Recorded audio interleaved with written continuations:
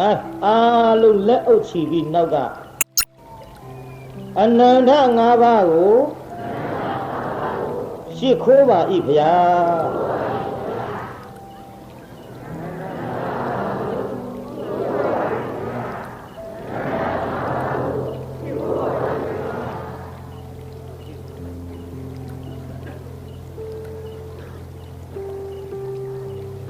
အနန္တ၅ပါးရှစ်ခိုးပြီးတဲ့နောက်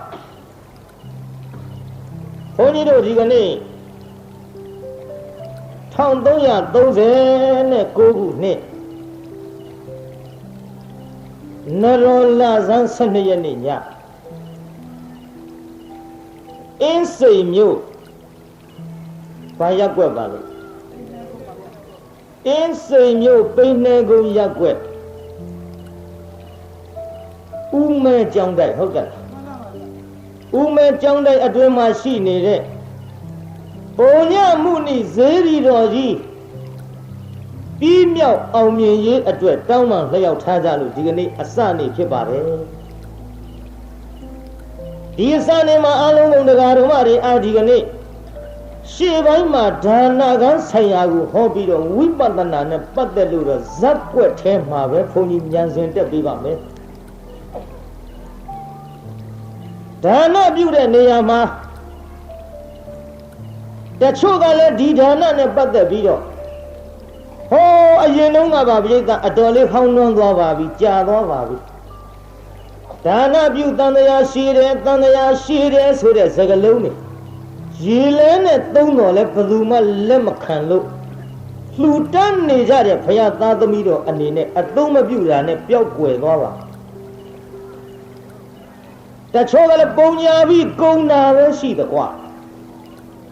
လူရဲဆိုတာကုံတာပဲကွာအဲ့ဒါလို့ဖြစ်တတ်ကြပြီးတော့တစ်ခါပြောကြသေးတယ်ဒါနပြုတာဟာတန်တရားရှည်ပြန်တဲ့မရှိပါဘူးဒါနပေါ်တန်တရားရှည်တဲ့ပုံမှန်ကြီးကတမင်သက်သက်လာပြီးတော့အတက်လွဲနေခြင်းဖြစ်ပါတန်တရားရှိတယ်ဆိုတဲ့ပုံမှန်ကဒါနပေါ်တက်ရမှာမဟုတ်ပါဘူးဘုန်းကြီးဥပမာပြောနားလည်ပါလိမ့်လက်သမားလုံးလို့ရလက်ကစားလုံးလို့ရအယောင်းဝင်နဲ့ရဘယ်လိုနည်းမျိုးနဲ့ရအဲ့ဒီရတဲ့ဝတ္ထုငွေ30ဆိုကြပါစို့အိတ်ထောင်နဲ့ထက်ဈေးရဲရှောင်းသွားပြီးလိုက်ရင်တောက်တယ်ချိုတယ်မြတယ်ရှာအဖွာလူရာတောက်တယ်ချိုတယ်စိတ်နဲ့အေးခေါက်ဆွဲစားတယ်စိတ်နဲ့ဤတယ်အဘားဆိုင်ဝင်ထိုင်တယ်မူးတယ်ငွေ30နဲ့ငွေ30ကကျုပ်နဲ့ဘီလာရေတောက်ပါကျုပ်နဲ့ဖွာလူရာတောက်ပါကျုပ်နဲ့ခေါက်ဆွဲစားပါကျုပ်နဲ့ဘားဆိုင်ထိုင်ပါလို့ရှာထားတဲ့စီးပွားရေးကြောင့်ရတဲ့ငွေ30ကမြန်ခိုင်းသလားပြုတ်ပြိဿကြီးပြောတယ်နော်ခင်ဗျားတို့အတန်ပြော့သွားရင်ကျုပ်ကမကြဘူးဒီထင်းနေဟုတ်တယ်လူမမာသွားသတိရလူမမာသက်တာဖြစ်တော့ဘေးကသွားမေးတယ်မင်းယောဂအခြေအနေပဲနဲ့ဆိုနဲ့သက်တာရလားလူမမာကအတန်ကလေးနဲ့ပြောရှာကျုပ်တော့ဒီတောင်ကကြောမထင်ပါအတန်လေးနဲ့ပြောတယ်ပြီးတော့မေးတဲ့လူကအာမရတရားပြန်ထွက်လာတယ်ဘေးလူကစီးမေးတယ်ဘယ်နဲ့တော့ဟဲ့လူမမာအခြေအနေငါလူရဲတဲ့လူမမာအခြေအနေကတော့အတန်ကလေးနဲ့ရှိတော့တာသိမ့်မကြဘူးမောင်ရ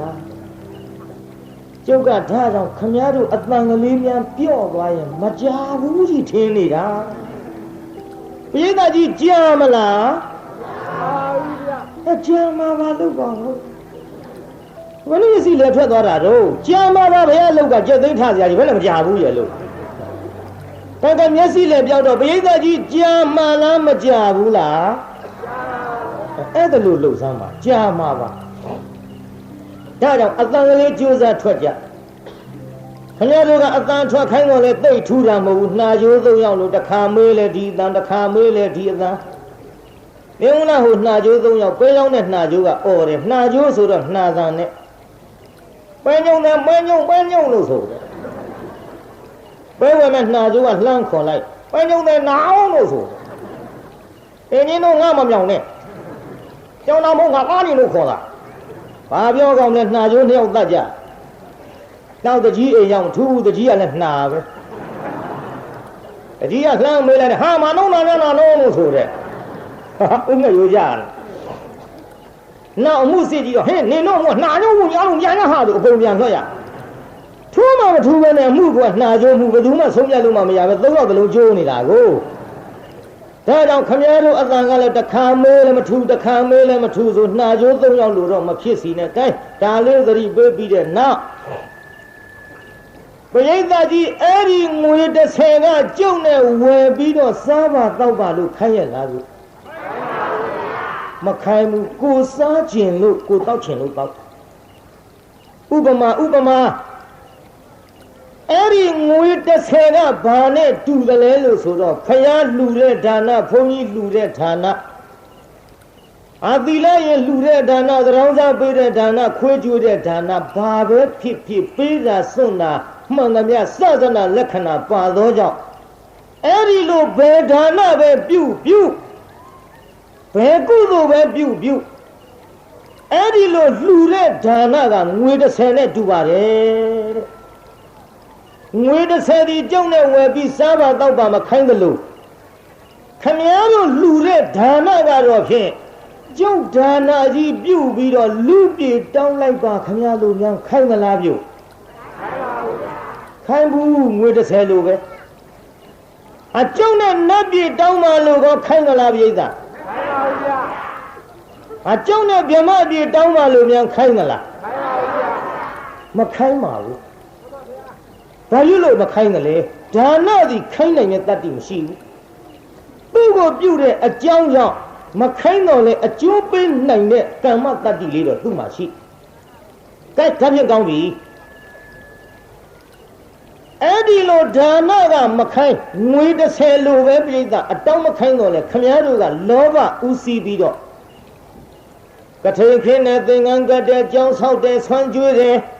ဆွမ်းလောင်းတဲ့ဒီဒါနတွေပြုပြီးတော့လူချမ်းသာပရိသေဧကရေစัจ java ရေမန္တဆိုတာဒါနကမတောင်းပေမဲ့ခမည်းတော်အစ္ဆတတန်တမှာ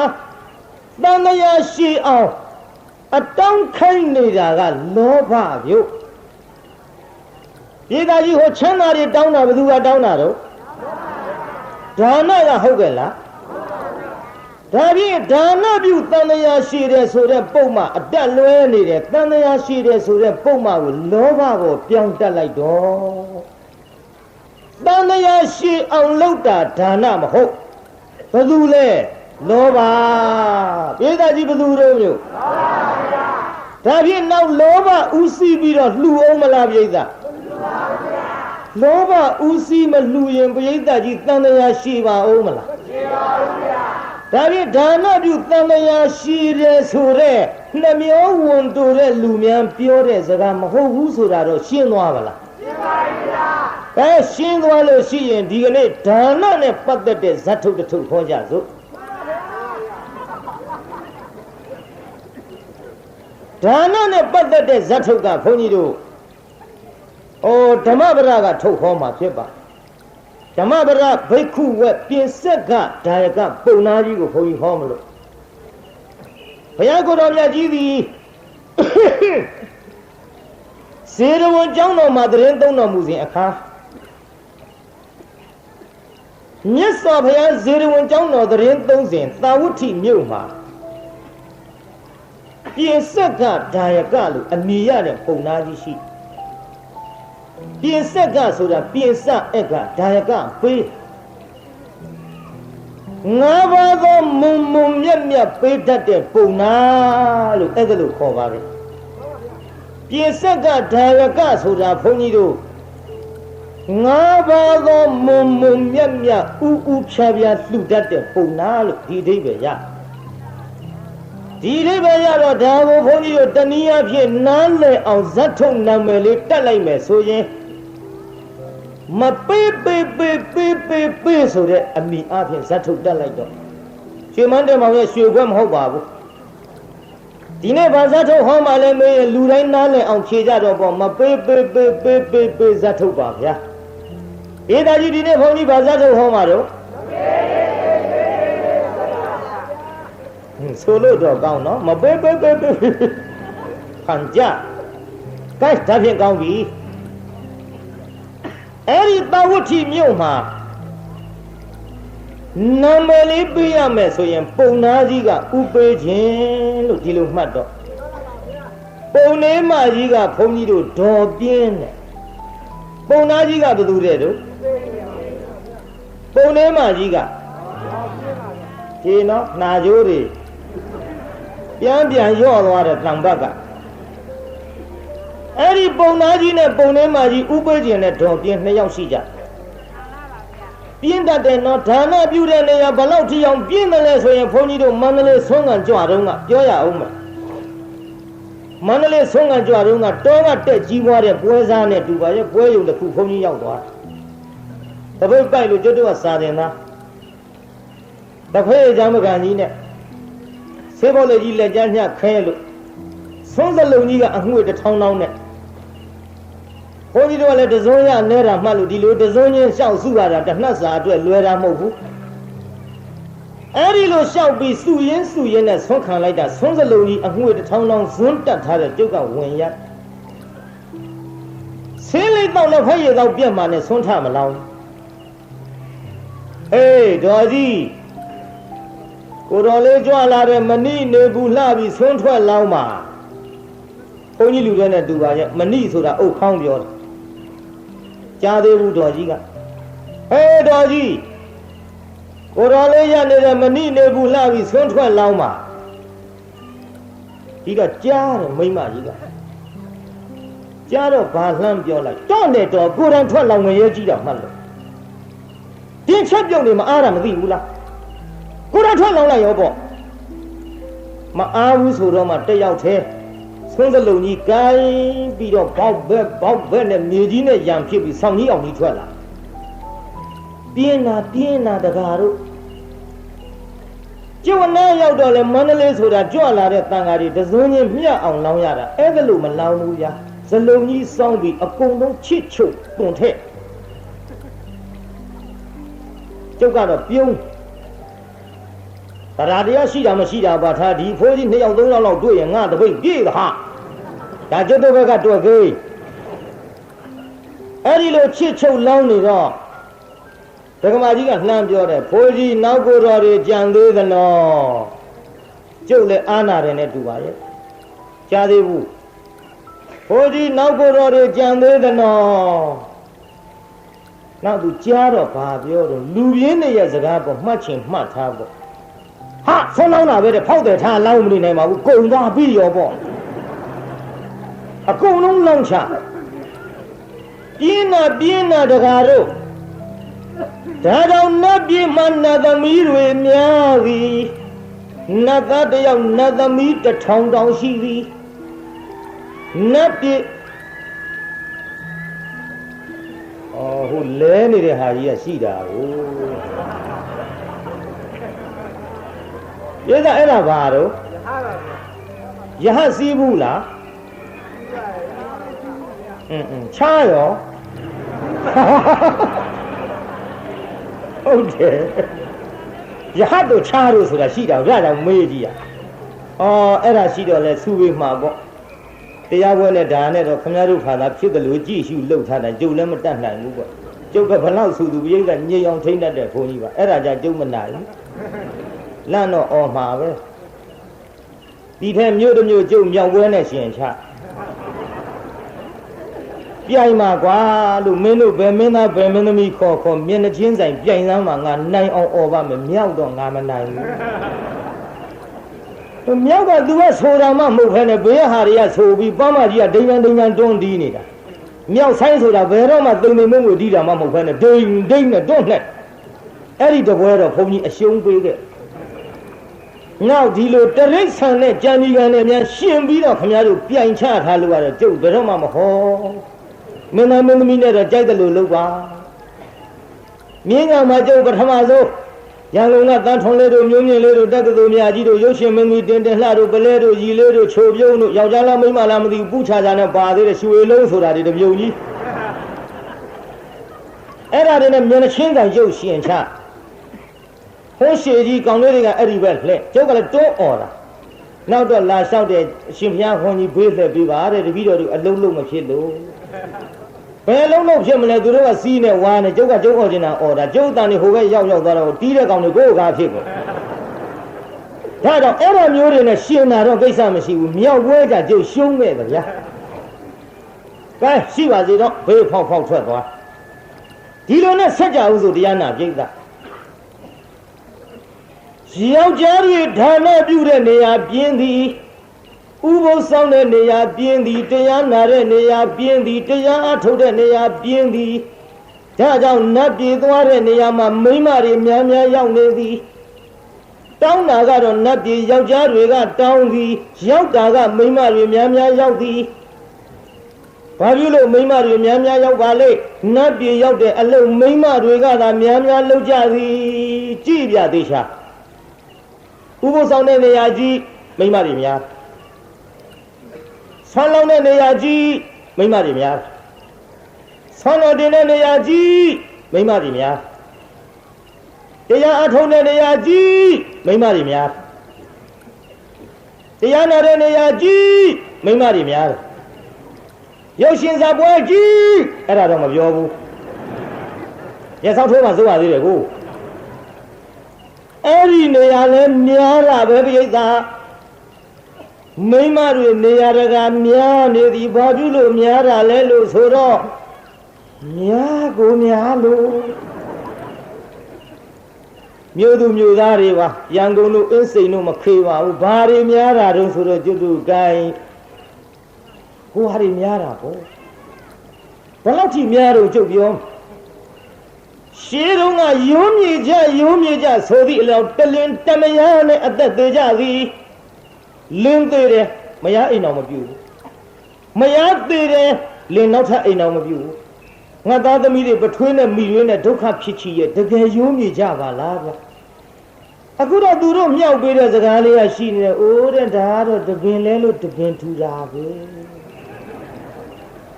လဲလို့ထူတာပင်လို့ယူတာအကြောင်းမဟုတ်ဘူးမလဲပဲနဲ့ဘွက်ပေါက်နေတာကျွတ်တူတိုင်းပြီဘာလို့ဒီလိုလဲခင်ဗျားတို့အသိဆုံးရထဲနေတာကျွတ်တော့ခင်ဗျားတို့တဝက်တောင်မသိဘူးမလဲပဲနဲ့တောင်ကျွတ်တို့တိုင်းပြီဘွက်ပေါက်နေပါသဖြင့်ဒီကာမေတုမိစ္ဆာစာရကံကြီးကြောင့်ယောက်ျားဖြစ်တဲ့လူနဲ့ပြီးတော့မိန်းမဖြစ်တဲ့လူတွေများကုန်လို့များကိုများတယ်ဆိုတာကြုတ်ပြောတဲ့ဟိုဘွက်ပေါက်တဲ့ဟာတွေများနေသည်ရှင်းရလားကြုတ်ပြောတာမရှင်းရလဲနားကိုကြုတ်တို့မိချစ်ဆန်နဲ့ဘာနဲ့မလုံနဲ့နပွင့်ကြီးကြီးတန်မိုးနဲ့ကလော်ထုတ်တစ်ခုခုပိတ်နေလောက်ဟုတ်တယ်လေဒါလောက်ပြောလို့မှမရှင်းပိတ်နေလောက်ဒီထဲသူတို့ကပြောသေးတယ်မနတ်ပြည်တောင်းတော့ပေါ်ကွာတယ်နတ်သားတယောက်နတ်သမီး1000နဲ့1000မှန်းတောင်း1000မှန်းတောင်းလားမတောင်းနဲ့တကားတို့နတ်သားတယောက်နတ်သမီး1000ဆိုအဲ့ဒီနတ်သားတက်တာမယ်မဟုတ်ဟိုစဉ်းစားကြည့်ရတာကိုကွာအလူပြေမိမ2ယောက်ယူတဲ့လူတွေဘလောက်ပလီရတော့နတ်သမီး1000ဆိုအဲ့ဒီနတ်သားပလီနေရတာနဲ့ငါတို့တော့အိပ်ရလိမ့်မယ်လို့မထင်များဒါကြောင့်ငါမသက်တာဘူးပြောတယ်မယ်ဒီတဲ့သူတို့ကဆင်ကြေကန်လေးအိုးတဲ့နတ်သမီး1000မေဒီဘာဖြစ်တုံးနဲ့လူပြေလူဆန်းရှာစီရှာတိုက်တဲ့မော်တော်ကားဝယ်ရီဝယ်နဲ့ဘာမှရှားဖွေလုတ်ကန်ကြွေးရဘူးတဲ့ရှားဖွေမကြွေးရဘူးတဲ့နတ်သားတယောက်နတ်သမီး1000ပဲဟဲ့လုံးမကြွေးရဘူးကွာတဲ့တို့လူပြေဖြစ်ဟမ်းမကြပါဘူးကွာတဲ့မိန်းမလေးတယောက်ရပါတယ်ဆိုရလဲပူညံဟောတာပေါ့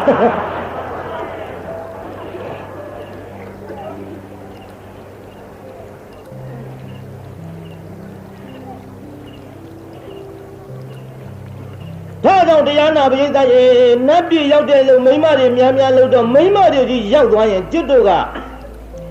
ဘုန်းကြီးရဟန်းမိမဲ့ယောက်ျားကဖြစ်တဲ့ဘုန်းကြီးဆိုတော့ကျုပ်တကာတွေကိုချင်းစာလို့တဏှာလို့ပြောနေတာမပြင်းညနဲ့ဗျနတ်ပြည်သွားမှတော့ကိုယ်တကာတွေနဲ့တက္ကမတွေ2ယောက်စလုံးအတွဲလိုက်အတူတူပဲသွားစီချင်တာပေါ့တကာကြီးတွေဥကြံရဖြစ်နေမယ်ဆွန်းလောင်းတာငရဲမကြည့်ဘူးကိုယ်တိုင်လောင်းရ ကိုယ်တိုင်လုံးညလို့တိုက်တွန်းပြီးတဲ့နောက်ကျွတ်တို့ဒီလက်ထက်တင်ပြင်းသလားလို့ဆိုတော့ဟောဖယားလက်ထက်ကပြင်းပုံလေးခုနှစ်ကဥပေးခြင်းနဲ့ဒေါ်ပြင်းကိုဆက်မလို့ရုပ်ဥပေးခြင်းနဲ့ဒေါ်ပြင်းသည်ဒီကနေ့ထမင်းမောထမင်းစားရဥပေးခြင်းခေါ်တဲ့ပုံနာကြီးသည်လမ်းဘက်ကိုကြောပေးပြီးတော့အိမ်ဘက်ကိုမျက်နှာပြုစားပါ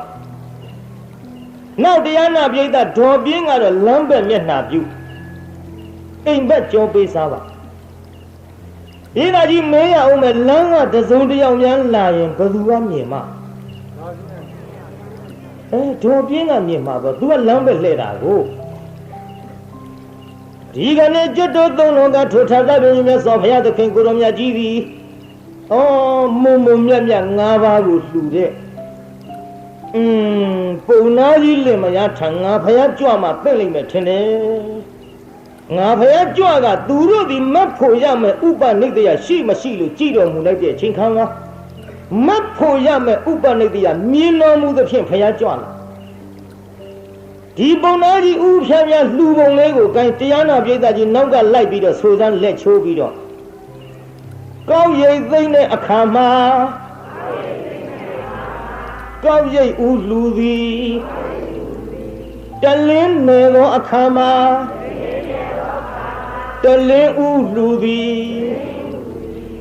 တလင်းတွင်ဗန္ဒာပြုသောအခါမှာဗန္ဒာဥလှူသည်ထမင်းအိုချက်သောအခါမှာထမင်းအိုဥလှူသည်ထမင်းခူသောအခါမှာထမင်းခွက်အူလှူသည်ဥဖြာပြဘယ်တော့မှကိုအရင်မစားဘူးတဲ့ဗျဥဖြာပြအဲ့ဒီ၅ခုကိုလှူလို့သူပြင်ဆက်ကဒါယကပုံနာတဲ့မြန်မာလိုပြောတော့၅ပါးဥဖြာပြမုံမြတ်မြတ်လှူတဲ့ပုံနာကြီးတဲ့ခင်ဗျားတို့နားလည်အောင်ပေးထားတဲ့နာမည်ကတော့ဘယ်သူတဲ့တို့ဥပေးခြင်းကဲထမင်းစားနေတဲ့အချိန်ခါမှာဘုရားကိုယ်တော်မြတ်ကြွလာဆိုကြပါစို့ပုံနာကြီးနောက်ကနေပြီးတော့ဘုရားကိုယ်တော်မြတ်သပိတ်ကြီးပိုက်ပြီးတော့ဝင်ဆွန့်ရပုံနာကြီးမမြင်ရှာဘူးကြောက်ပြရက်ကိုလမ်းဘက်မျက်နှာလှဲ့တဲ့ဒေါ်ပြင်းဆိုတဲ့ပုံလေးမကြီးမြင်ပြီပြုတ်ဟောကြည်စမ်းစားတောင်နေတော့လေခုခတ်နေတော့လေလာခြင်းဝင်လာတာပဲအခုအစားလဲနေတော့လေဝင်လာတာပဲအပြစ်တင်နေတာအလှကံပုဂ္ဂိုလ်ပဲဗျသူ့ချိန်လေးနဲ့သူတော့လာတာပေါ့ပြေက12နာရီကကြော်ရင်ဘုန်းကြီးတွေဆုံးခံလာရလားလာပါဘူး12နာရီအတွင်းကောအဲ့ဒီချိန်လေးတော့လှူနိုင်အောင်ပဲရှားဖွေထားပေါ့လာရတဲ့အချိန်လေးကြည့်ဟိုမှာလာရတဲ့အချိန်ကလေးကြွလာတာစားလုံးမလားဘယ်ချိန်လာမလဲဗျကြည့်ခုဖယားကြွလာတာကိုကြည်သားစားလုံးတော့တုံးလည်းလာတာပဲမမြင်နေအောင်ဆောင်တဲ့မျက်ခွန်လေးဖုံးပြီးတော့ဘုရားကိုယ်တော်မြတ်မကြွဘူးနောက်ပုံလေးမကြီးကကြွမလားလို့မျက်ခွန်လေးလှန်ကြည့်လိုက်မကြွဘူးဒုက္ခပဲဒါကြီးမပေးသူဇုတ်ကနေတော့မှာမပေးသူဇုတ်ကနေတော့မှာခက်တယ်ငါပုံနာကြီးကလည်းလှူတန်းအင်မတန်ဝါဒနာပါတယ်ကောင်းရိပ်သိမ်းတဲ့ချိန်လှူတဲ့တလင်းတဲ့ချိန်လှူတဲ့တလင်းတွင်ဘာနာပြုတဲ့ချိန်လှူတဲ့ထမင်းအိုးချက်တဲ့ချိန်လှူတဲ့ထမင်းခူးတဲ့ချိန်လှူတဲ့ဒါကြောင့်သူပြစ်ဆက်ကဒါယကလို့တော့အမိတွင်းနေတယ်တရားတရားရှိတဲ့ပုံနာကြီးများစားနေတုံးမြင်သွားရင်ထလှူတော့မှာထလှူလိုက်ပြန်ရင်လည်းပဲထမင်းမလောက်ရင်ငါပြန်ချက်ရမှာပြင်းလာပါပြီထမင်းကလေးချက်ရမှာကစပြင်းကျွတ်တော်ပရိသတ်ထဲအဲ့ဒီလိုဒကမာကြီးတွေပါသလားပြုမပါဘူးပဲပြောပါဘာမှမပါပဲမပါဘူးပြုဒီထဲမှာကြည့်ဟိုပုံလေးမှာကြီးထမင်းထက်ချက်ရမှာပြင်းတော့အကယ်၍ငါကအတိတ်စထဗန္ဒေတပိတော်တို့မှကြော်ပြီးတော့တော်ရအိမ်ဆွမ်းရတော်မူပါဖရာဆိုရင်လည်းပုံနာကြီးလှဲ့ကြည့်ပြီးလှူတော့မှာပုံနာကြီးလည်းမသိအောင်ငါလည်းထမင်းထက်မချက်ရအောင်ကာယဝိညာဉ်နဲ့ငါသိစီ ပုံထဲမှာကြီးကပုံသားကြီးမသိအောင်ဆိုပြီးတော့တခါတည်းမျက်စက်ပစ်ပြလိုက်တယ်ဘုရားအတော်ဆိုးတဲ့ပုံလေးမှာကြီးရေးသားကြီးပုံထဲမှာကြီးကဘုရားဘာလို့ပြတော့မျိုးဘုရားမို့သာပေါ့ဗျာကျွတ်တော့လို့ဘုန်းကြီးတွေနဲ့များတွေ့ရင်ဒီမိန်းမကြီးအသက်ကြီးမှငါများမဲမဲထင်းနေမှာကိုဗျာဘုရားမို့သာပေါ့မျက်စပ်ပြစ်ပြတော့ဘုရားကလည်းသိတယ်ဩသူကငါ့ကိုကာယဝိညာဉ်ခန္ဓာကိုယ်နဲ့သိစေတယ်ငါဘုရားကလည်းခန္ဓာကိုယ်နဲ့ပဲသိစေမှဖြစ်ဘုရားကိုယ်တော်မြတ်ကတရားနာပရိသတ်ရေကောင်းရမ်းပြလိုက်တယ်သွားဘူးတဲ့သူကမျက်စက်ပြစ်ပြီးသွားတော့ဆိုတော့ဘုရားကကောင်းရမ်းပြလိုက်တယ်မသွားဘူးတဲ့ပုံလေးမှာကြီးရည်ရောတာဟောတော်ခနဲ့ကြည်ပါလေကြည်စားငါသွားခိုင်းတာလေသူပြီးတယ်ခေါင်းရမ်းပြတယ်မသွားဘူးတဲ့ခက်တော့ခက်တဲ့ပရိသတ်ရေကျုပ်မန္တလေးတုန်းကပြောရအောင်ကျုပ်လည်းအလိုက်မသိလို့တရုတ်ကြီးနဲ့ဗမာမနဲ့ရတရုတ်ကြီးနဲ့ဗမာမနဲ့ရတော့ကျုပ်ကလည်းဗမာမမြင်လို့ဆုံးဝင်ရဒါပတိအဲ့ဒီမန္တလေးကတရုတ်ပြောပါတယ်ကျုပ်တို့ရန်ကုန်ကတရုတ်တွေကလည်းကျုပ်နဲ့အတော်ဆင်ပြေတာဟုတ်တယ်အခုတရုတ်တွေနဲ့ကျုပ်နဲ့ကြီးအဆင်ပြေနေတယ်ဘယ်ဖြစ်ဖြစ်အခန်းတွဲလှူလိုက်တရုတ်တွေကျွတ်တို့တရားနာပြည်သား45နှစ်ကျုပ်သက်စိတ်ကိုရည်မှန်းပြီးတော့45ပါးဒုံလဘယဟန်ကံမွေးကြီးကလူဦးရေ1000မှာရန်ကုန်ကအများကြီးပေါက်တယ်လာကြတယ်ပြည်သားတစောင်းလုံးလာကြီးနေကတော်ကလေးရက်ရွှေ့တာလည်းသတင်းစာထဲကျုပ်ထဲပါအဲ့ဒီတစောင်းလုံးလာကြီးနေက45ပါးယဟန်ကံမွေးကြီးကျုပ်ငွေ6000ခွဲလောက်ကုန်သွားပါအဲ့ဒီပွဲကြီးကျင်းပတဲ့ရန်ကုန်ကအများကြီးလာကြရန်ကုန်ကအများကြီးလာတဲ့ထဲမှာတရုတ်တွေအများကြီးပါလာအခုဒီကနေ့ကျုပ်ရှင်ဖျားတဲ့တပည့်တော်နိဗ္ဗာန်တို့ပို့ရစီဆိုပြီးတော့ကားနဲ့လိုက်ပို့တော့မောင်ကန်ညွန့်ဆိုတာဟိုဝါရှော့လုပ်နေတယ်တရုတ်လေးပဲဒေါ်ခောက်တော်ဝင်ရဲ့သားဒီမှာကျုပ်ကိုလိုက်ပို့တယ်ကမာရွတ်ကအပြန်လဲလာကြူပါမယ်အေးမင်းကုသိုလ်ယူခြင်းပို့ပေါ့ကွယ်လို့အဲ့ဒီလိုတရားနာပြေးတာရန်ကုန်မြို့ကတရုတ်တွေပြောတာမဟုတ်ပါဘူးမန္တလေးတရုတ်ကြီးပါဒါလဲစကားခံထားရသေးကျုပ်ကဗမာမမြင်လို့တပိတ်ကြီးနဲ့ဝင်ရတော့တရုတ်ကြီးကသတင်းစာကြည့်ရင်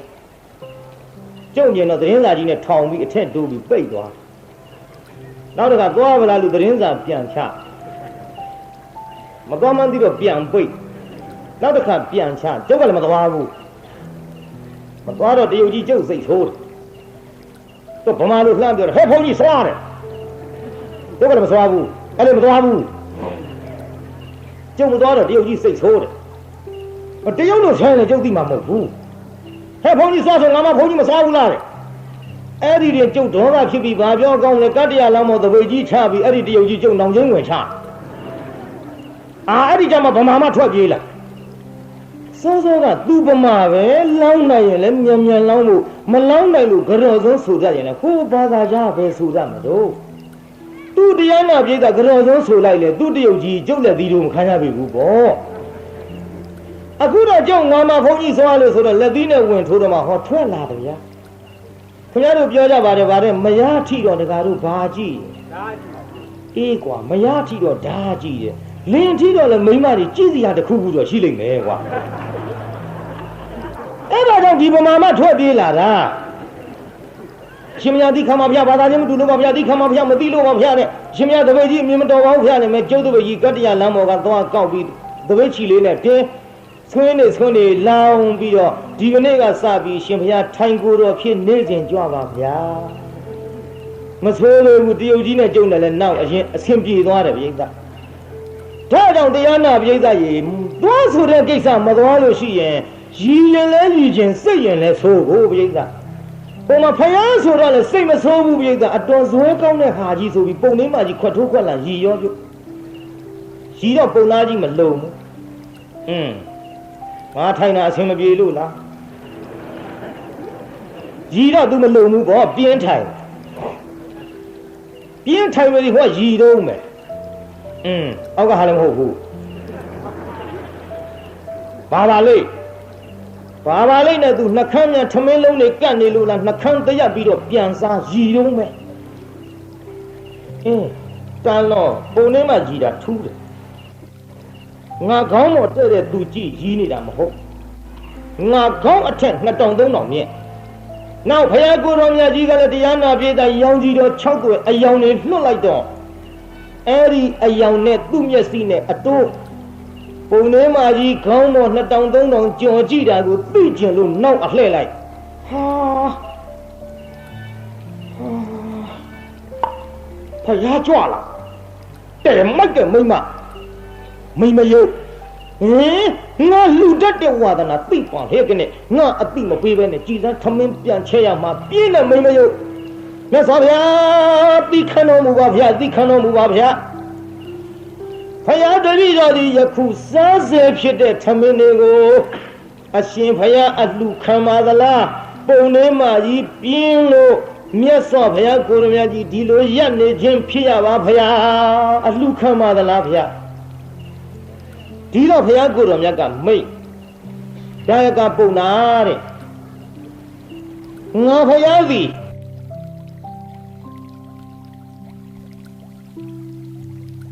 ပိဏံလဘေထပရဒတ်ထင်ပါဇီဝီလို့မြတ်စွာဘုရားအဲ့ဒီတိုင်းဟောဘုနာတဲ့ငါဘုရားတို့မှာပြတော့ဟိုနည်းနည်းလေးတော့အာယုပြုနားထောင်တော့ဟိုမြတ်စွာဘုရားဘယ်ထိအောင်မိတ်ရှိတယ်လဲလို့ဆိုတော့ပုံနာတဲ့သူတပားတို့ပေးတာကျွေးတာကိုမှီပြီးတော့အသက်မွေးရသောပိတ္တာနဲ့တူသောငါဘုရားတို့မှာတဲ့ဗျနားထောင်ကြည့်စမ်းမြတ်စွာဘုရားကိုတော်မြတ်ကြီးကမိတ်နေတာ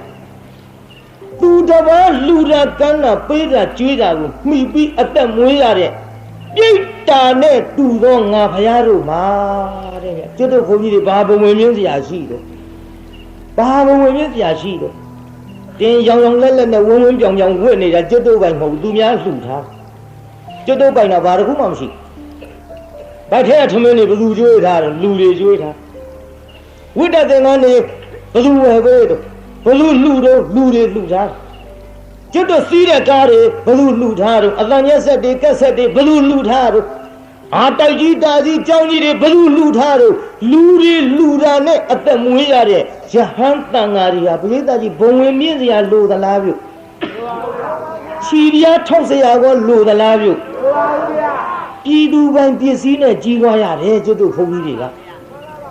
နိုင်ငံရေးမဟုတ်ဘူးပြည်သူတရားတော်တွေလှူတဲ့ပစ္စည်းကိုသုံးဆောင်နေရလို့ကျွတ်တို့ကပြည်သူပိုင်ပစ္စည်းကျွတ်တို့ပိုင်တဲ့ပစ္စည်းမှန်တယ်ဗျမှန်ရလားဘုန်းကြီးပြောတာဒါကြောင့်ဘဝင်းမြင့်စရာကျွတ်တို့မှာဘာမှမရှိခြေပြားထောက်စရာလည်းမရှိဘူးမာနကြီးစရာလည်းမရှိဘူးဖယားကိုယ်တော်ရဲ့ရွှေရလောက်ကထုတ်ပြီးတော့သူများလှူတာနဲ့အသက်မွေးရတဲ့ပြိတ္တာနဲ့တူသောငါဖယားတို့မှာပုံနာတဲ့ဥဖြားပြားလည်းအလှခံတယ်စားစဲလည်းအလှခံတယ်ကွစားကျွင်းလည်းအလှခံတယ်ကွဘုရားဒီတိုင်းမိတ်သို့တော့ဒီနေရာလေးလာလိမ့်မယ်နော်သို့တော့ဆိုတဲ့နေရာဆက်နာထောင်မှာမဆုံးသေးတဲ့စကားလုံးပြောမလို့သို့တော့ဆိုရင်မဆုံးသေးဘူးဒါပေမဲ့ဆိုရင်ကြံသေးတယ်နေပါအောင်ဆိုရင်မသွားနဲ့ဟောဆိုကားတောင်ရဗမာစကားတော့ရှုပ်တာ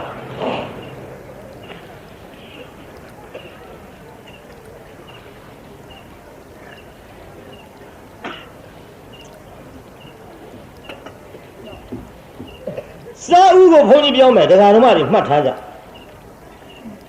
မိမိတို့ထမင်းဟင်းချက်ပြီးတဲ့ချိန်ခါမှာမိမိတို့ကိုယ်တိုင်မစားသေးပဲနဲ့ဥဖြားဖြားထမင်းအိုးပေါင်းကလေးကိုခူးပြီးတော့ကျွတ်တို့ဆွမ်းတော်တင်တာတန်ဃာတော်ဆွမ်းလောင်းတာမိဘခူးကြွေးတာဟဲ့အဲ့ဒါစာဥလို့ခေါ်တဲ့လူငယ်တွေမှတ်ထားကြဒါကြောင့်တချို့လူကြီးတွေကဘယ်နဲ့ပြောလို့သမီးအလုပ်သွားတော့လေမင်းထိုးရင်တော့စားရသေးပဲနဲ့စားသွား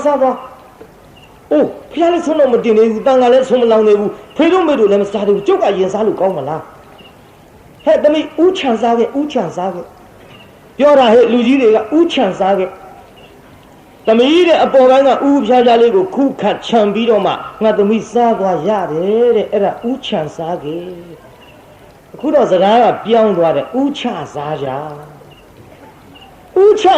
ဆိုတဲ့အတိုင်းဥဖြားဖြားကြီးကုန်ချကြိတ်ကုန်တော့တာပဲပြုစကားပြောင်းတော့သူတို့လည်းပြောင်းကုန်ရောမိဘတို့လည်းဘာမှမတွေ့ဘူး မေအားတဲ့အသားဝါနိုင်မှာမဟုတ်လို့တဲ့အသားကိုသမီးစားလိုက်တယ်တဲ့ပြော့ပြော့နေနဲ့အခောက်ကလေးအစီလေးတော့ကြံပါရဲ့ကောင်းတယ်ဥဖြားဖြားကြီးသူတို့ကကြိတ်လဲကုန်ပြီထားတော့ဟဲ့ငန်းကြီးများနှမများမိတို့ကအလုတ်သွားစရာရှိတယ်ဆိုရင်ဖျားဆွန်းတော်မတင်ရသေးလို့ဆွန်းတော်တင်ရအောင်တန်ဃာတော်ဆွမ်းမလုံးရသေးလို့ဆွမ်းလုံးရအောင်မိဘမစားရသေးလို့စားရအောင်ဆိုပြီးတော့ဥဖြားဖြားလေးခုခတ်ခြံပြီးတော့မှစားသွားကြပါအဲ့ဒါစားလို့ရတဲ့ဟဲ့ဒါကြောင့်စားဥဆိုတာတော့ပရိသတ်ကြီးသဘောပေါက်သွားပါပြီကိုမစားခင်လှူတဲ့ဥဖြားဖြားပရိသတ်စားဥဆိုတာသိပလားသိပါပါကဲစားစဲကိုနည်းနည်းပြောကြအောင်ဆိုစားစဲဆိုတာတရားနာပရိသတ်ကြီးထမင်းနဲ့ပကံများတဲ့ကလေးလိုဘလပွေနေပြီးတော့ဟင်းစားတွေနဲ့မတတ်မပြတ်စားနေတော့နှိုက်လှူတာမဟုတ်ဘူးတဲ့ဗျို့ဘယ်လိုလှူရမလဲဆိုတော့စားစဲလှူပုံလေးနားထောင်သွားကြထမင်းစားတော့မဲ့ကြံကလေးကတပိုင်းကိုတန့်ထားပါတဲ့ဗျဟိုဘက်မိဘက်ကထမင်းကိုစားမဲ့ကြရင်ဟိုဘက်တပိုင်းကိုတန့်ထားလိုက်အကယ်၍များငါထမင်းစားနေတုန်းအလှကံပုဂ္ဂိုလ်ကြွရင်လှူနိုင်အောင်လို့တမင်သက်တန့်ထားအဲ့ဒီလိုတန့်ထားလို့ကိုကဟင်းစားဟင်းနာဒီဘက်သာရှိတယ်ဟိုဘက်တန့်ပြတ်တပိုင်းတန့်ထားသဖြင့်ထမင်းစားနေတဲ့ချိန်ခါမှာတန်ဃာတော်ကြွလာရင်တန့်ပြတ်ထားတဲ့ဟိုဘက်တပိုင်းကိုလက်ဆေးပြီးတော့ဟောတယ်လို့ပကံများလေးစောင်းပြီးတရက်လှူလိုက်ပါလှူလို့ရတယ်သဘောပေါက်ခဲ့လားအဲ့ဒါစားစဲသိပလားပြိဿကြီးသိပါဗျာကလေးတွေလိုဘယ်လိုဝေနေထားတာတွေကိုအဲ့ဒါကြီးတွေထဲလှူတာမဟုတ်ဘူးအဲ့ဒါမျိုးတော့တို့ဘုန်းကြီးတွေလည်းမစားဘူးစားစဲလှူပုံလေးပြောတာတန့်ပြတ်များနဲ့ဗျာစားကြဲကိုကစားနေတော့လှူနိုင်အောင်တမင်သက်တန့်ထားတဲ့စားစဲသဘောပေါက်ပလားပြိဿသဘောပေါက်ပါဗျာကဲစားကျွင်းကိုပြောကြအောင်ဆိုစားကျွင်းဆိုတာပကံများတဲ့ထမင်းတွေစားပြီးတော့တလုံးတဆုပ်ကလေးကိုကြမ်းနေတာမကုံမအဲ့ဒါဖုံးကြီးလှူတာပြောတာမဟုတ်ဘူးနော်စားကျွင်းထမင်းအိုးတဲ့ထမင်းခူးကလေးကဟင်းအိုးတဲ့ဟင်းခက်ကလေးကဟင်းအိုးတဲ့ခတ်တဲ့ဇွန်းနဲ့ထမင်းမခူးထမင်းအိုးခူးတဲ့ရောင်းမနဲ့ငပိကျော်ဒဲအိုးတဲ့မကော်ဘူးဒီလိုပြုတ်တန့်ပြတ်ငါတို့မိသားစုတအိမ်လုံးစားပြီးတောင်မှတန်ဃာတော်များသပိတ်ပိုက်ပြီးကြွလာရင်တန့်ပြတ်လှူနိုင်အောင်လို့တမင်သက်တန့်ရှင်းချွင်းချန်ထားတာကိုအဲ့ဒါစားကျွင်းလှူတယ်တဲ့ဗျတအိမ်လုံးစားပြီးတော့လဲလှူနိုင်ပါတဲ့ဗျာသဘောပေါက်ရလားပြိဿကြီးသဘောပေါက်ပါရဲ့ဗျာဒါဖြင့်စားဥတို့စားစဲတို့စားကျွင်းတို့သိပါလားသိပါပါဗျာတချို့ကဗျာမတောက်တစ်ခေါက်ကျွတ်တို့စိတ်ဆင်းရအောင်ဟိုစကားကြီးကပေါ်လာသေးတယ်မကောင်းကြောင်းပို့တယ်မလုံးပါနဲ့ဗျာမကောင်းတာကြီးမှတော့မပို့ပါဘူးဝက်သားကြက်သားဘဲပေါင်းစိတ်ကင်လေးဆိုတော်သေးအခုတော့မကောင်းကြောင်းပို့တယ်အဲ့ဒီစကားကြီးဘယ်သူမှစပြောမှမသိစပြောတဲ့လူလည်းမရှိပါဘူးအခုတော့မြစ်ထဲမျောသွားတော့ပါပြီတော့ဒါကြောင့်တရားနာပြိဿစားဥစားစဲစားကျွင်းငါဖယားစီဒီလိုအလှခံတဲ့ကွဲ့လို့မြတ်စွာဘုရားကိုရောမြတ်ကြီးမိန့်တော်မူတဲ့ဒေသနာကိုနာကြားရသဖြင့်ဟောစားစဲဖြစ်တဲ့ထမင်းတွေကိုဆွမ်းဖြစ်တဲ့အကုန်ထလှူပါတယ်ဗျာလှူပြီးတော့မြတ်စွာဘုရားကိုရောမြတ်ကြီးကိုကတော့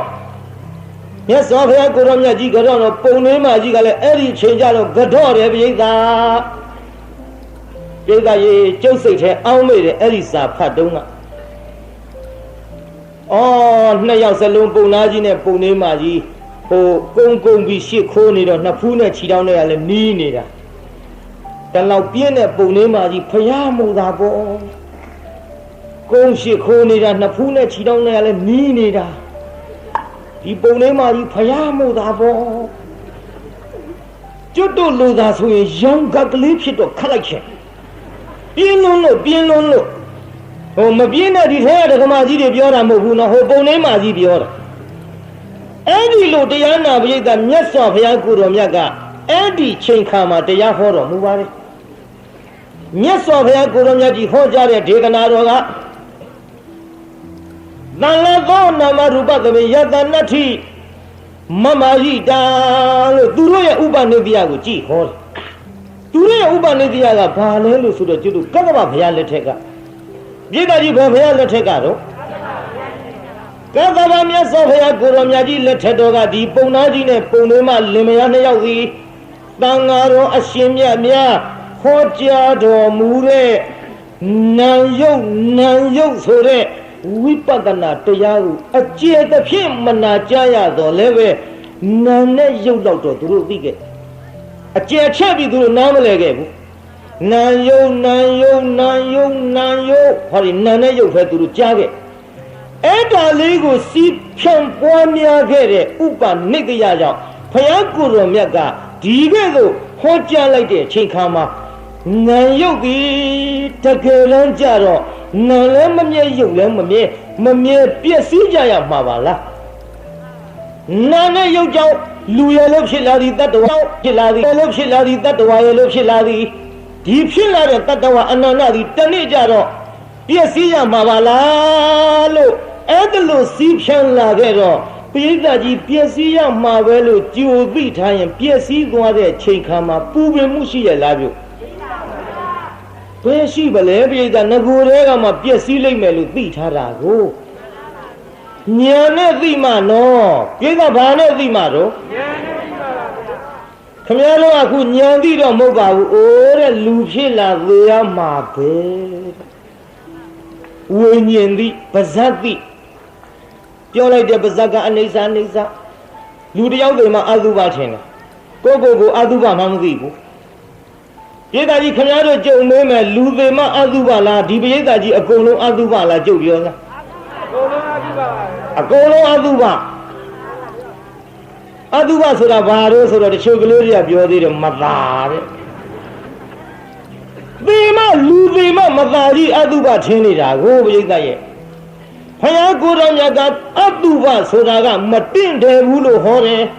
ခန္ဓာကြီးရလာတဲ့ကဘုရားကိုယ်တော်မြတ်ကတင့်တယ်လို့ဟောဒါတို့ကျွတ်တို့ခန္ဓာကိုယ်ကြီးကိုမတင့်တယ်ဘူးလို့ဟောတော့ဒီပရိသတ်ကြီးအကုန်လုံးအတုပဆိုတာများနာသလားပရိသတ်ခင်ဗျားတို့လည်းအတုပဘုန်းကြီးလည်းအတုပကျုပ်ဘေးထိုင်းနေတဲ့ကိုယ်တော်လေးတွေလည်းအတုပသူတို့လည်းခြံထားလို့မဖြစ်ဘူးနော်အကုန်လုံးအတုပမတင့်တယ်ဘူးတဲ့ဘုရားကမတင့်တယ်ဘူးဟောတာကိုခင်ဗျားတို့ကျွတ်တို့ကတင့်နေတဲ့ထင်နေအဝတ်ကောင်းစားကောင်းလေးဝတ်လိုက်တော့ပရိသတ်ကြီးမြေကြီးပေါ်ထိုင်ရလားထိုင်ပါဘူးအဝတ်စုပ်ကလေးနဲ့ကြတော့မြေကြီးပေါ်လည်းထိုင်တယ်မှိတ်ပုံပေါ်လည်းထိုင်အဝတ်ကောင်းလေးဝတ်လိုက်တော့ထိုင်တော့ဘူးဖြာပေါ်တောင်တင်ပြူးလေးခင်မှာတင်ပြူးပေါ်တောင်ကော်စောနဲ့မှာကော်စောပေါ်တောင်မှု့ရနဲ့မှာမဲဒီထဲကိုလေဟိုပြာတွေထဲထိုင်ပြီးတော့ထသွားပြီးဖင်ကလေးခံလိုက်တာအဝတ်သစ်ကလေးဝတ်ထားတော့ငါမတင့်မတယ်ဖြစ်ကုန်တော့ပဲတဲ့ငကိုယ်တွေကမတင့်တယ်နေတဲ့ခန္ဓာကိုယ်ကြီးဒါကိုစားကောင်းဝတ်လိုက်တော့တင့်တယ်တယ်လို့ထင်ပြီးတော့ခင်ဗျားတို့ကျွတ်တော့အတုပကိုညံမြင်မမြင်ဘူးသေမကမြင်တယ်မှန်ရလားဘုန်းကြီးပြောတာမှန်ပါဗျာဒါကြောင့်တရားနာပိဋကကြီးအဲ့ဒီကဲ့သို့ဘုရားကိုယ်တော်မြတ်ကဟောကြားတော်မူတဲ့နာယုတ်ကိုသိသဖြင့်မတင့်တယ်ဘူးတနေ့သေမှာပဲပျက်စီးမှာပဲလို့သိထားသဖြင့်သိသွားတဲ့အချိန်ခါမှာပူပန်နေသလားပိဋကအဲ့ဒီလိုမပူပန်တော့နာယုတ်တရားနှစ်ပါးနဲ့ပတ်သက်တဲ့တရားကိုမြတ်စွာဘုရားဟောလိုက်တာကြည်တရားနာပိဋကပုံနာကြီးနဲ့ပုံနေမကြီးဖြည်းဖြည်းနာဟောပါမယ်ဒီနှစ်ကျုပ်၄ချိန်လောက်ဖြားတယ်ခါတိုင်းတစ်နှစ်တုတ်ကွေးတစ်ချိန်ပဲကွေးတယ်ဒီနှစ်၄ချိန်ဖြား၄ချိန်ဖြားဆိုကျုပ်အင်းလေးသွားတရားဟောတယ်လေအင်းလေးထဲမှာဟိုဆက်လေတွေစီးပြီးတော့အေးမိလာပြီးတော့ငှက်ဖြားပါလာအင်းလေးမှာလည်းပရိသတ်ကစီးတယ်တနေ့တည်းသုံးမွဲဟောရကျောင်းကြီးတွေကနဲတဲ့ကျောင်းကြီးတွေမဟုတ်ဘူးပရိသတ်ထောင်ချီဆန့်ပိဋကကများလုံးတော့ကျုပ်တို့ကျောင်းကြီးကကျွံရောပြုကျောင်းကျွံသွားတယ်ကျန်ဒီကနာမည်ကြီးတဲ့ကျန်ဒီကဆရာတော်ကြွလာတာဘယ်တော့မှမစီတဲ့ပိဋကမျိုးစီယုံနေမကကျောင်းပြိုတော့ကွာကျောင်းပြိုတော့ကွာမပြိုပါဘူးကျွံယုံကျွံတာပါဟဲ့ရရွာမှာကျောင်းကြီးနောက်ရွှေကျောင်းအထက်ထအောက်ထပြည့်ကျုပ်အောက်ဆင်းကလေးကသိတယ်ဒီကျောင်းတော့ကျွံမှာမေးမာပေါ်ဆောက်တာမဟုတ်ဘူးရေထဲဆောက်တဲ့ကျောင်းကြီးတော့ပြည့်ဆိုအဲ့ဒီကျုပ်လန့်သွားတယ် တရားဟောတဲ့ဘုန်းကြီးမလိမ္မာဘူးဘယ်နေရာဝင်ရထိုးမောက်ရမလဲလို့နေရာလျှောက်ရှာကျုပ်ထိုင်တဲ့ပလင်ကအမြင့်ဆုံးတကယ်လို့ပြိုရင်ထိချင်းထိကျုပ်ရင်ထိမှာကျုပ်ကအမြင့်ကြီးကိုအဲ့ဒီတင်တရားနာပြိဿပထမတစ်ချိန်တော့ကိစ္စမရှိဘူးနောက်တစ်ချိန်ကြောင်းကြီးအောက်ကရက်မာတွေခါမန်းတွေတန်တွေကျွတ်ပြီးအဲ့သွားတော့အောက်ကပြိဿကဝုန်းနဲ့တအားထားအပြေးလိုက်ကြောင်းကြီးတုံတယ်ဝုန်းနဲ့ကြောင်းကြီးတုံသွားဘာမှမဟုတ်ဘူးပြိဿတံမခံနိုင်တာကျုပ်လည်းပြိဿကိုမနှဲထင်းယူပါဒီတိုင်းထင်းလို့တော့မရဘူးဟောမိမတွေဘောင်းထားတာတို့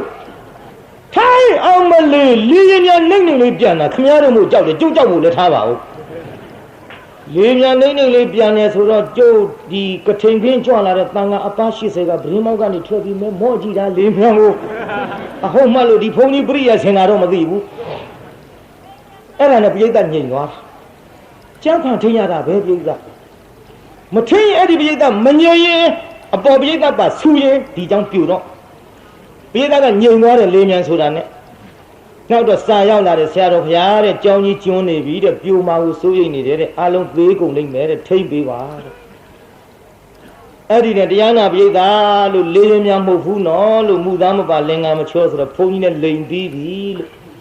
သို့တော်လည်းညင်ရင်လေးနေတော့လို့မလှုပ်နဲ့လို့အကုန်သေးကုန်မယ်လို့ကြောင်းကကျွန်းနေတယ်လို့မလှုပ်နဲ့လို့တယောက်ချင်းဖြည်းဖြည်းလေးဆင်းမလှုပ်နဲ့တော့လို့တယောက်ချင်းဆင်းလို့အဲ့ဒီကြမှာနောက်ဖျားသုံးကလူတွေကဂုံဂုံနဲ့ဖျားမလေးမနေမပြုတ်အောင်ဖန်ပြီးယူကမနေထရတာတရားနာပြိဿပြီးတော့မြို့တစ်မြို့ပြောရအောင်ကလေးချင်းလူငယ်ချင်းရံဖြစ်လူငယ်ချင်းရံဖြစ်တဲ့ပရိသတ်ကဝုန်းနဲ့ထဝုန်းနဲ့အထလိုက်မှတရားနာပြိဿကျုပ်ကြမ်းဖန်ပြောလိုက်ရ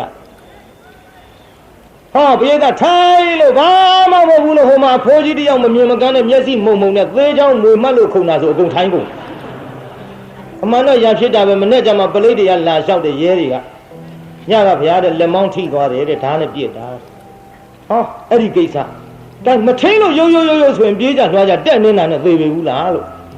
ဒါကြောင့်တရားနာပရိသတ်ငြိမ်ငြိမ်စိမ့်စိမ့်ရန်ကုန်မြို့ကြီးပေါ်မှာကြက်ပြန်မကြစီကားလှတဲ့တရားနာပိဋကကြီးဟာကျုပ်ပါဇက်တစ်ပေါက်ထဲနဲ့ထိရတာဟာမလွယ်ကူပါသဖြင့်ယခုလိုငြိမ့်နေတာကိုပဲများစွာကျေးဇူးတင်မိပါတယ်။ကဲရှေ့ဆက်ကြအောင်စို့ဗျာ။ဉာဏ်ရှင်တက်မလို့ပြုအာယုပြုကြ။ဘုရားကိုယ်တော်မြတ်ကြီးဟောကြားနေတော်မူတဲ့အခေယတမှာအတိတ်ပြန်မလှည့်ဘူး။အနာဂတ်ကိုလည်းမမျောအတိတ်ဆိုတာလွန်ခဲ့တယ်အနာဂတ်ဆိုတာနောင်မှတွေ့ရပြစ္ဆုတ်ပံပေါ်မှာတဲ့တဲ့ထိုင်ပြီးတော့ပြစ္ဆုတ်ပံဆိုတာအပြက်သိမ့်မြန်တော့အဘိညာဉ်မရှိတော့မလိုက်နိုင်ကြဘူးနော်မျက်စိသွားကြည့်မျက်စိဖွင့်ကြည့်ဟာရေတွေဟာပြန်မဲ့ဖွင့်ကြည့်ဟာရေတွေဟာဒီရေပဲလို့ထင်ပေမဲ့လို့မဟုတ်ဘူးဗျအရင်ရေပြောင်းနောက်ရေရောက်ရင်ရေပြောင်းနောက်ရေရောက်ပျောက်ရောက်ကြုံပြောတာကြာသေးဗျကလတ်တုံးကလတ်ခဲလေးတွေဆက်နေတာကိုအဲ့ဒါတန်တတိဖြစ်နေတော့ခမည်းတော်ကျွတ်တို့ကဒီရေပဲလို့ထင်ကြပေမဲ့လို့အရင်ရေပြောင်းနောက်ရေရောက်အပြက်ကမြန်တော့မမိနိုင်ဘူးပေါ့ဘယ်ညမရှိတဲ့ပုဂ္ဂိုလ်တွေမှာအဲ့ဒါကြောင့်မို့လို့ပြစ္ဆုတ်ပန်ဆက်ကြည့်နိုင်တဲ့ပုဂ္ဂိုလ်ဒီနိဗ္ဗာန်ရကိုအမတန်လွယ်ကူပါရဲ့။ကိုင်နားထောင်ကြည့်ပြုအတိတ်ကိုပြောင်းမလဲအနာဂတ်ကိုမမျှော်ပြစ္ဆုတ်ပန်ပေါ်မှာတဲ့တဲ့ထိုင်ပြီးတော့တိမှုမကသင်္ခါရတရားတွေကိုရှုလိုက်တာသဘာဝသစ္စာကိုအတိကလေးစိတ်မိလာတော့ကလျာဏဘုထုရင်နဲ့ဗျအကြောင်းနဲ့မြင်စုလသောတာပန်လက္ခဏာအစအဆုံးနဲ့အတိကလေးစိတ်ပြီးတော့ကမှကြာစေရုံနာကလေးပေါ်မှာလက္ခဏာသဘောလေးတွေမြင်လာပြန်သမ္မတနာခေါ်တဲ့ညာလက်ချိုးထားကြမျိုးတစ်ချောင်းကြည်ရင်အကြည့်မခံသဘာဝကဖြစ်ပြလျင်မြောင်းဟာယုံနံပြီးဥဒယဘယခေါ်တဲ့ညာဘယ်နှချောင်းလုံးမျိုးကြည်ရတော့ယုံနံကဖြစ်ပြမြောင်းကတိညာကမီအောင်မလိုက်နိုင်အဘိညာဉ်မရှိလို့မီအောင်မလိုက်နိုင်တော့ဖြစ်တာတွေပျောက်ပြီးတော့ပြတ်တာတစ်ခုတည်းသဘာဝပေါ်ရောက်လာတော့ဘင်္ဂ ညာဘယ်နှချောင်းလုံးညို့လောကကြီးတစ်ခုလုံးပင်လယ်လေးရေစုံနဲ့ခတ်တော့ဇွန်းတွေကတွေငေါငေါသည်တော့ပင်လယ်တစ်ပြေလုံးရှိတဲ့ရေတွေထို့အတူငန်းတယ်လို့သိပြီးတဲ့ခဲ့သို့ဗဟိတယုံနံတွေကဘာအစ္ဆဒယုံနံငါခြေလို့ပင်လယ်ရေစုံတွေကငန်းတယ်လို့တဲ့ဗျအစ္ဆဒဟာယုံနံအပြက်ကိုမြင်လိုက်တော့ဗဟိတယုံနံအပြက်တွေကိုပါမြင်တော့လေဒီမှာပရိသတ်အာကိုခြင်းတရားလည်းမရှိဒီယုံနံပြုပြင်းရပါပဲဒီယုံနံရဲ့ဒါတဲ့ကျွတ်တို့လေဒီစတော်ကြီးကငါတလုံးနဲ့သုံးနဲ့ကျဲသုံးရွယ်မြုံလိုက်ဘုံတကိုက်တော့ပဲဆိုကြအောင်မြူလောက်ကမှမချမ်းပူလျံကတောင်ကြီးအမြဲနဲ့တစေမဆဲနဲ့ချွေတော့အပယ်မီကအပြီးကုန်စင်ဘုံတခွင်လေးတွင်နေလောက်မြဲပြောင်ပြောင်နဲ့တိုက်ဖိပါပြီအမိုက်ကဝတ်နွယ်ကမ္မဝေါကိလေသာဝဝိပါကဝတောင်းတရဲ့လုပ်ရတွေ့အောင်မတဲ့ပြုတ်အမိုက်ကဝတ်နွယ်ဖြစ်မစဲငါးဒွါရအာယုပြုလိုက်တော့လေဟောအခုတရားနာရင်မျက်စိနာလျှာကိုအဖြစ်မစဲအတိအာယုကလေးတွေနဲ့လဲပြီးတော့ကမှဒါကငါကျွဲတကယ်မလို့သူကသာမောက်တော့တယ်နောက်တော့ကဖမ်းမလာလဲအခါခုရင်းတစ်ခုကဝင်ကြလေအခုလိုပဲတဲ့တရားတော်ကောင်လေးနဲ့မိုးခြင်းမဲနဲ့အိုမနာခြင်းမဲနဲ့နာမသွေးခြင်းမဲနဲ့တွေ့ပြီးတော့အခါခုတွင်တစ်ခုကဝင်ရဟာလေတင်ခတရီယုံနာရဲ့လို့ဆံများနဲ့ခြေပြပြုပြရပါပဲဒီယုံနာ